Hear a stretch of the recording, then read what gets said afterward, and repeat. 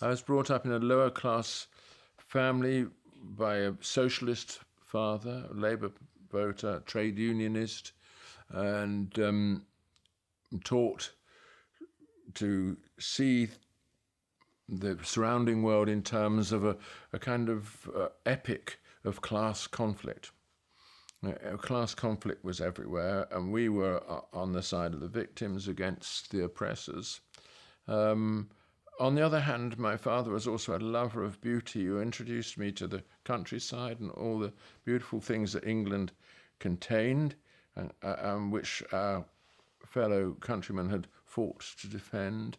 And beauty always points to the superior things rather than these inferior and oppressed things. So I was always torn anyway between this leftist vision of the oppressed proletariat to whom I was supposed to belong, and another vision of a beautiful and ordered place to which I could aspire.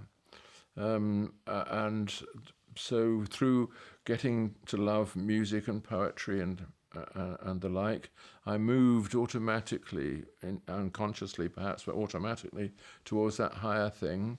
And at a certain stage, I became quite detached from political thinking when I was at university, although still, I suppose, on the left, because everybody was.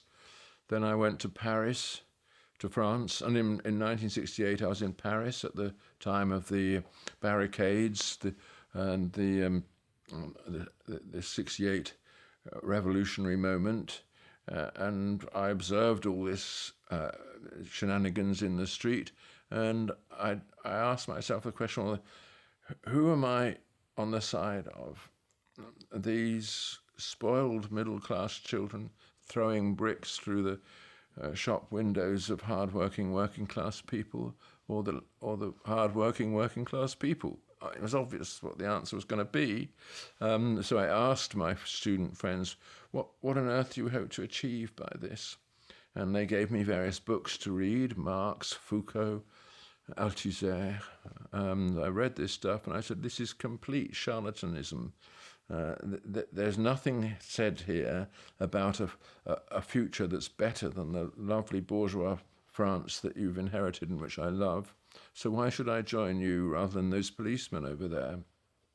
So I set out to work out my own philosophy in response to this. And then I went back to Cambridge to do research and immediately found that I was, I met people there I could talk to who were on the right, and I saw immediately that I agreed with them.